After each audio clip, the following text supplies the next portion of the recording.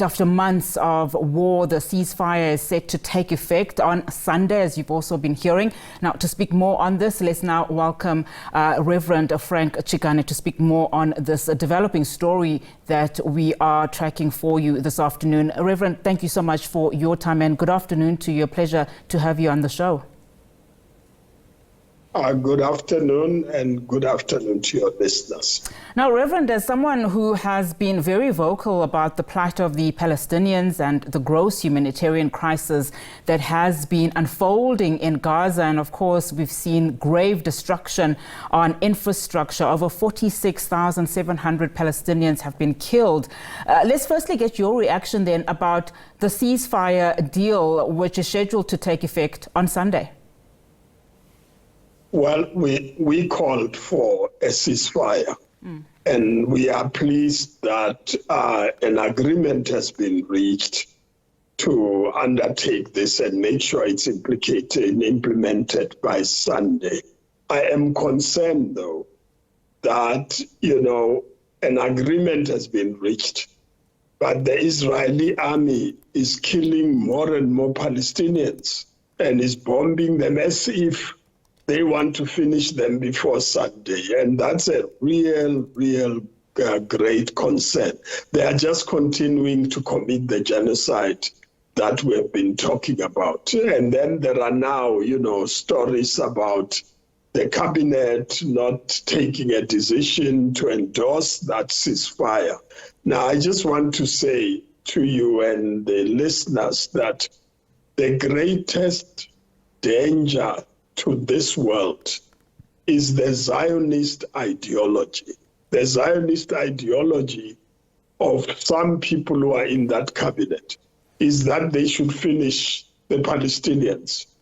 The finance minister made it very clear in his article that either the Palestinians submit to them without rights, or they leave, or they die.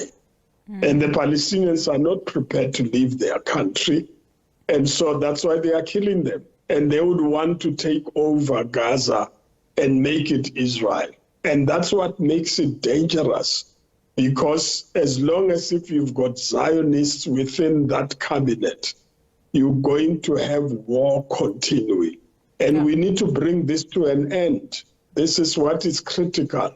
The world must not allow Israel to act with impunity, ignore all international laws, all agreements, to continue wiping out, to continue to wipe up the Palestinians. The Palestinians need to be protected because they are human beings and they have the rights as well. Reverend, for those that may not perhaps know, you were part of that delegation from the South African Council of Churches who visited embattled Bethlehem to show solidarity to the residents of the city. I think it was around about December 2023. At the time, you described what was happening in Gaza as a genocide. Since then, as I've said, over 46,700 Palestinians have been killed since, of course, the attack in Israel by Hamas on 7 October 2023. But just take us back to that period. Give us your account on what you witnessed. Yeah, we went there because the Palestinians were saying, we are on our own. Nobody cares. The world doesn't care about them. Even the churches, which are supposed to be caring about the Christians in that place, and the historical legacy that you find of the faith, they are not caring about them. Instead, they take sides with the Zionists and believe that Palestinians don't have rights. That's why we went there, to be with them, to say as a global delegation, it was mainly South Africans, but it was global, to go and say to them, we are here in solidarity with them. We are here to make sure the world understands. The world community is not going to accept robbing the Palestinians of their right to be in the land where they find themselves and have been there for years. They've got the right not to be occupied. For 76 years, they've been occupied without rights. They've got the right to move freely within their land, but there are checkpoints everywhere because the military, Israeli military, is all over Palestine. I think that that's what we went there for. And we believe that the world is held hostage itself by the United States, because it's the United States that support Israel and some of the Western countries. They arm them, they ignore the rights of the Palestinians, and they are part of the genocide.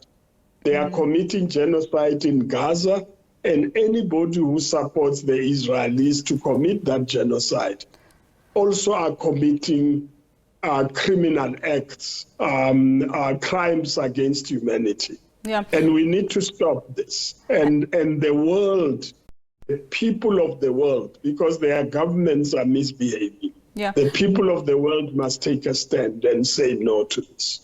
Reverend, I want to squeeze in this last question as we end our conversation. There are concerns that while the ceasefire might end the killing at the moment, it will not necessarily end the long-standing conflict. As you've been talking about, of course, we need long-lasting solutions. As Biden leaves office, are you concerned then about the realization of peace for the people of Palestine may not necessarily happen, as many debate, of course, on the Trump presidency likely to shape that part of the world, for the next 4 to 5 years at least?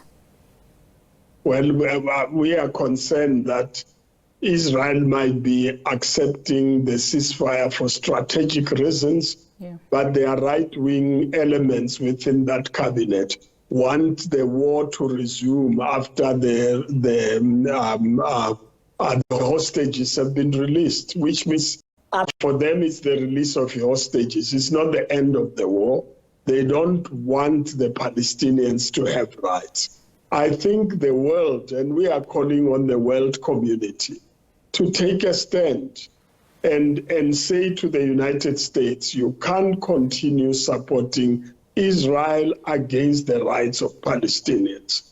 And that the people of the United States need to rise themselves. If they don't, then they become accomplices to the genocide that is being committed in their name. And if they don't, then history will judge them, especially the United States and some of the major Western countries that are doing this. And so our campaign doesn't come to an end. I chair the steering committee on the anti-apartheid movement. South African, we've launched the South African chapter. And we're going to make sure, like we did with the apartheid system, anti-apartheid movement, law movement, we're going to establish that worldwide. We're going to make sure that those who support Israel to commit genocide against the Palestinians will themselves be under pressure to change their position.